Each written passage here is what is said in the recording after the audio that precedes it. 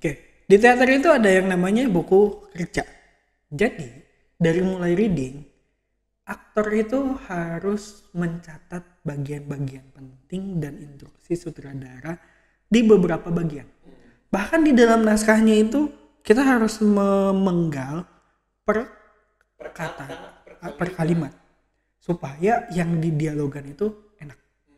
Dan misal ketika ada perubahan itu dibuat catatan. Dan masing-masing aktor itu harusnya idealnya punya buku kerja. Ya buku kerjanya naskah itu. Selain aktor, kalau aktor kan memang memberi catatan ya.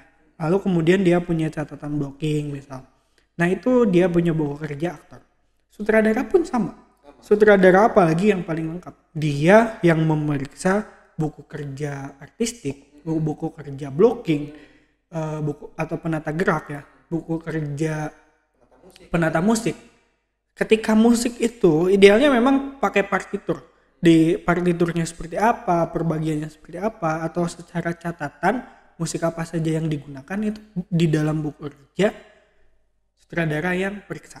Lalu kemudian misal make up juga, sampai make up tuh harus punya buku kerja.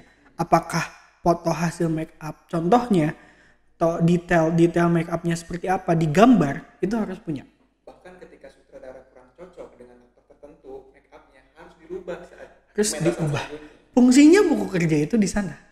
Jadi sutradara sebagai pemegang penuh si pementasan, dia punya kuasa semuanya atas quality control atas semua yang dipentaskan, termasuk dari rancangan konsep ini. Ya, buku kerja sebagai rancangan konsep ini bisa dicek dengan gampang oleh sutradara.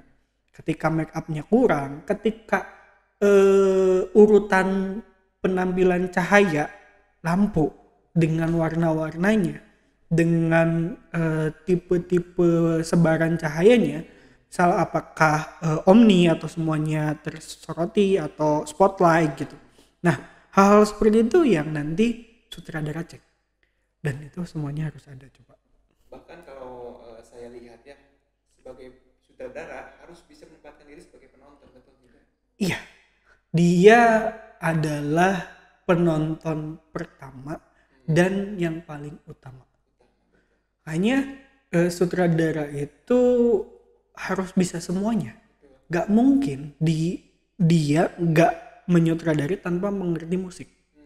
Gak mungkin dia menyutradarai tanpa mengerti artistik. Bagaimana setting panggungnya dihiasi dengan ornamen-ornamen, cat-cat dan lukisan-lukisan yang ada. Kalau tidak sesuai dengan naskah atau ketika ditampilkan ke khalayak publik, ketika sutradaranya tidak mengerti tentang itu, maka akan gagal. Itu pentingnya buku kerja tuh di teater.